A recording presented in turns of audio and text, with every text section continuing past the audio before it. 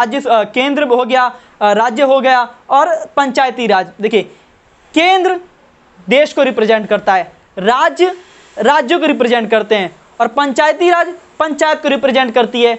अब हम और थोड़ा क्लियरफाई होंगे इस चीज में, मुझे लगता है अब भी आपको थोड़ा बहुत डाउट होगा, लेकिन यह डाउट आपका अब क्लियर होगा। देखिए केंद्र हमारा क्या है, संघवाद है, तो संघवाद में केंद्र राज्य और क्या है, पंचायती राज्य है, तो पंचायती राज। लेकिन अब तीनों में ही हम तीनों को ही तो हमने जस्टिफाई कर दिया, तीनों अलग अलग स्तर की सरकारें हैं। लेकिन जब सरकार का क्या होता है, काम करना, अब कौन सा काम, इस चीज को समझिए, राज्य सरकार, केंद्र सरकार, पंचायती राज, अब कौन सा काम केंद्र सरकार के अंडर में आएगा, कौन सा काम राज्य सरकार के अंडर में आएगा, कौन सा काम दोनों के अंडर में आएगा। जब हम इन चीजों को समझेंगे तब आप खुद बेहतर ढंग से जानेंगे कि संघवाद आखिर चीज क्या है, किस तरह ये सत्ता को सुचारू रूप से चलाने का काम करती है। देखिए आते हैं केंद्र सरकार। देखिए रक्षा बंदरगाह, रक्षा को जान लेते हैं। देखिए केंद्र सरकार में क्या दिया गया, रक्षा। देखिए रक्षा को क्यों दिया गया, देखिए जब भी देश को रिप्रेजेंट करना होगा, अर्थात देश की कोई बात होगी तो उसमें क्या होती है, केंद्र सरकार होती है, तो उसमें क्या है, रक्षा का मामला रख दिया गया। मतलब कि अगर भारत में कोई भी देश आक्रमण करता है, रक्षा के क्षेत्र में कोई भी, चाहे ना हुआ, हमारा दंगे लड़ाई झगड़े चलते रहते हैं, तो ऐसी स्थिति में कौन जाएगा, कौन फैसला करेगा, तो इसमें राज्य सरकार फैसला नहीं करती, कौन करता है, केंद्र सरकार करती है। तो रक्षा का मामला कहां रखा गया, केंद्र सूची में। सेम ऐसी बंदरगाह, बंदरगाह देखिए जब भी विदेशी व्यापार हम करेंगे, विदेश बंदरगाह हो गया, एक विदेश व्यापार हो गया, हम जब भी विदेशों के साथ व्यापार करेंगे तो वहां पर बिहार से उठकर लालू यादव या कहीं से भी फडणवीस सरकार महाराष्ट्र की, ये सब सरकारें नहीं जाएंगी विदेश में व्यापार करने। उस स्थिति में हमारी केंद्र सरकार जाएगी और इस स्थिति में जाएगी, मतलब व्यापार करेगी। तो ये दोनों कहां डाले गए, केंद्र सूची। अब तीसरा है मुद्रा, पूरे देश में कौन सी मुद्रा चलाई जाएगी, ये सारा कहां रखा गया, केंद्र सरकार के अंतर्गत। अगर ये केंद्र सरकार के अंतर्गत ना होता तो देखिए यूपी भी अपनी अलग मुद्रा चला सकती थी, बिहार भी अपनी अलग मुद्रा चला सकती थी, हर राज्य अपनी अपनी अलग अलग एक एक मुद्रा चलाते, सेम चीज। और परमाणु ऊर्जा, देखिए परमाणु ऊर्जा भी कहां रखा गया, केंद्र सूची में। क्यों, अगर देखिए हम लोग क्या देखते हैं, कई बार ऐसा होता है कि केंद्र में बीजेपी की सरकार है और किसी और राज्यों में क्या है, अलग अलग सरकारें हैं, मतलब कि कांग्रेस की सरकार है। तो हम कई बार ऐसा देखने को मिलता है कि जो राज्य सरकार और केंद्र सरकार है इनमें आपसी झगड़े हो जाते हैं। भारत में कितनी है, केंद्र राज्य, तो कई बार ऐसा होता है कि केंद्र और राज्य में आपस में झगड़े हो जाते हैं। तो ऐसी स्थिति में हमने क्या है, परमाणु ऊर्जा या सेना हो गई, ये चीजें हमने केंद्र के अंडर में डाल दी, यानी देश को रिप्रेजेंट करने वाली चीजों में डाल दी। क्योंकि अगर हम इन्हें देश के रिप्रेजेंट करने वाली चीजों में नहीं डालेंगे, मतलब केंद्र सूची में नहीं डालेंगे, तो हो सकता है कल को परमाणु ऊर्जा, अगर किसी राज्य को, कोई राज्य हो गया, वो अपने अंदर ही परमाणु ऊर्जा बनाने लग जाए और कल को हिंदुस्तान से अलग होना चाहे, धमकी देने लग जाए, हैदराबाद हो धमकी देने लग जाए कि हम हिंदुस्तान से अलग होंगे, परमाणु ऊर्जा छोड़ के दिल्ली पे छोड़ दे, दिल्ली में सारे प्रधानमंत्री बैठते हैं, तो दिल्ली पे छोड़ दे, खत्म हो जाएगी दिल्ली, अलग हो जाएंगे ये लोग। तो जो भी देश से जुड़ा मामला है वो सब किस में जोड़ा गया, केंद्र सूची में। और केंद्र को कौन रिप्रेजेंट करता है, प्रधानमंत्री। पूरे देश में प्रधानमंत्री क्या होता है, एक होता है जो कि केंद्र सूची को रिप्रेजेंट करता है। और पूरे ही देश में जो कि राज्य वाले मामले, हर राज्य का अपना अपना मुख्यमंत्री होता है। अब राज्य का मुख्यमंत्री, देखिए राज्य सूची में क्या क्या आता है, देखिए पुलिस हो गई। देखिए हमने संघवाद क्यों अपनाया, इन्हीं सब चीजों से आपको समझ में आएगा। अब देखिए पुलिस इस राज्य सूची से आपको क्लियरफाई हो जाएगा। पुलिस का मामला है, मान लीजिए हिंदुस्तान में अगर एकात्मक होती तो प्रधानमंत्री मोदी बनारस के यूपी के हुए, वो कह देते कि हिंदुस्तान में जो कि पुलिस है वो उसकी हाइट, मतलब पुलिस में अगर आपको भर्ती होना है तो आपकी हाइट 6 फुट मिनिमम होनी चाहिए। तो ये 6 फुट हाइट कहाँ होती है, पंजाब में मिल जाएगी आपको, हरियाणा में मिल जाएगी आपको, यूपी मिल जाएगी, राजस्थान में मिल जाएगी। लेकिन जो पूर्वोत्तर भारत के इलाके हैं, माने कि मणिपुर, इम्फाल, मणिपुर हो गया आपका, नागालैंड हो गया, यहाँ पर लोगों की हाइट इतनी ज़्यादा नहीं बढ़ती। तो ये लोग क्या हो जाएंगे, ये लोग निष्कासित हो जाएंगे। ये लोग कहेंगे तो हम तो हिंदुस्तान की पुलिस में कभी भर्ती हो ही नहीं सकते। तो इन्हीं सब चीज़ों को देखते हुए हर राज्य की अलग अलग पुलिस बनाई गई।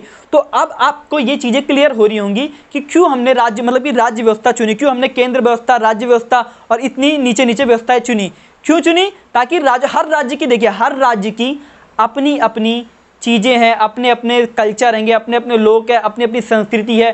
तो अगर सबको हम एक ही धरातल पर, एक ही शख्स देखेगा तो कभी भी फैसला और न्याय नहीं होगा, सबको न्याय नहीं मिल पाएगा।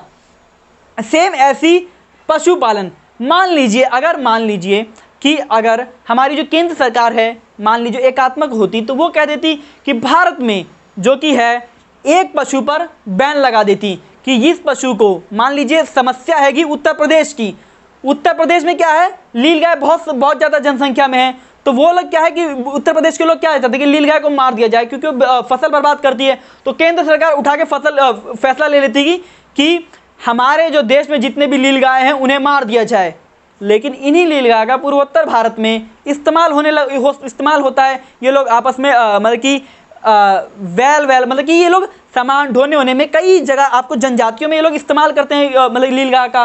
तो क्या होगा, ये लोग विरोध उठ जाएंगे। तो हर राज्य की अपनी अपनी ज़रूरतें हैं, अपनी अपनी संस्कृति है। ऐसा सभी को सम्मान करने के लिए, सभी को देश में एक दर्जा मिले, सभी को देश में सबकी बात पहुंचे, इसलिए सभी राज्यों की अलग अलग गवर्नमेंट बनी है।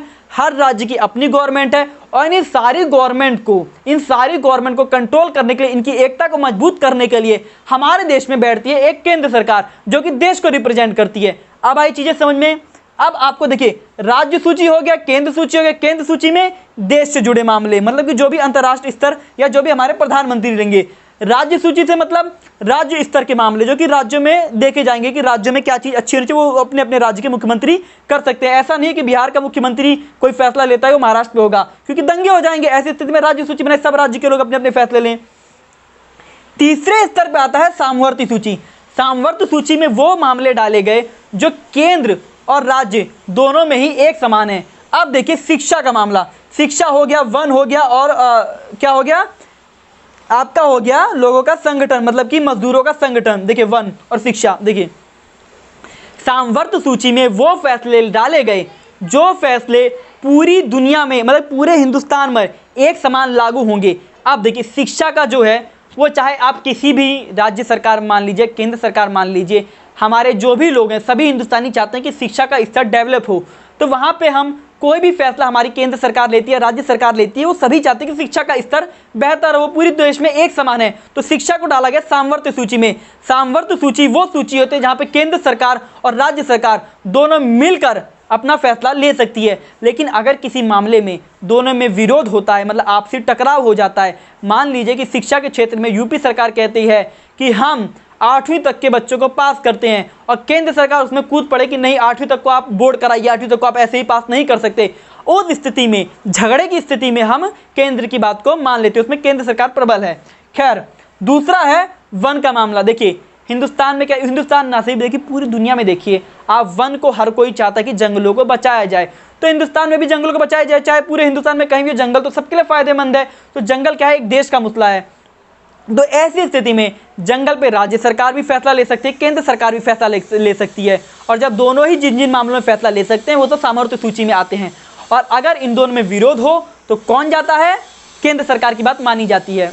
अब हमने क्या समझा, देखिए आपको संघवाद पता चल गया, एकात्मक पता चल गया। एग्जाम्पल में देखिए, भारत हो गया, यूएसए हो गया, ये सब संघवाद को अपनाते हैं। और एकात्मक क्योंकि देखिए भारत में भी इतनी सारी धर्म जाति संप्रदाय हैं, यूएसए में भी सेम चीज़ें हैंगी।